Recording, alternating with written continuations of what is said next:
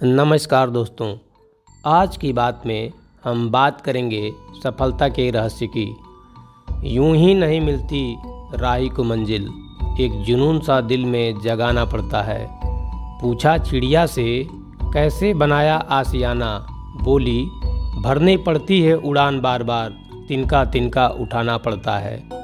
अब हम तथागत बुद्ध के एक रोचक कहानी के माध्यम से समझने का प्रयास करते हैं कि सफलता का वास्तविक रहस्य क्या है।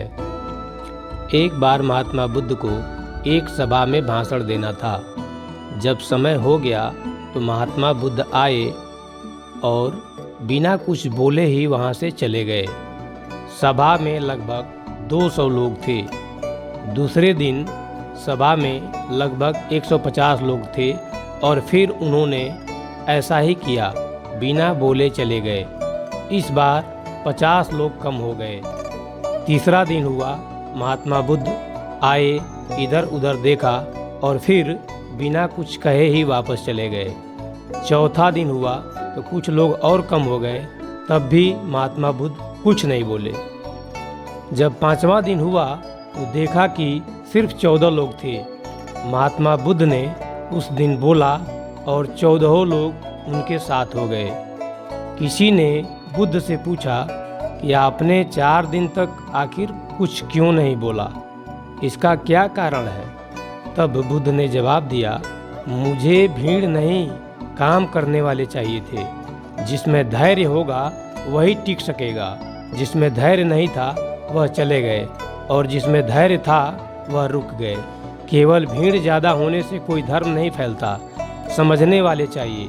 तमाशा देखने वाले रोज इधर उधर ताक झाक करते हैं। समझने वाला धीरज रखता है, धैर्य रखता है। कई लोगों को दुनिया का तमाशा अच्छा लगता है, समझने वाला शायद हजारों में एक ही होता है और मुझे ऐसे लोग ही चाहिए थे।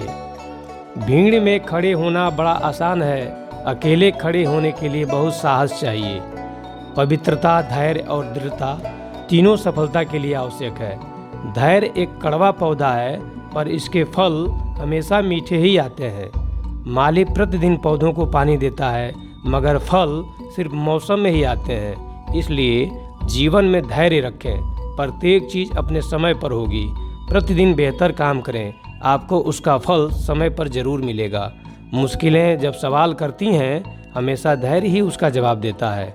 जो व्यक्ति धैर्य धारण करता है वह सब कुछ प्राप्त कर सकता है। जहाँ प्रयत्नों की ऊंचाई अधिक होती है वहाँ नसीबों को भी झुकना पड़ता है।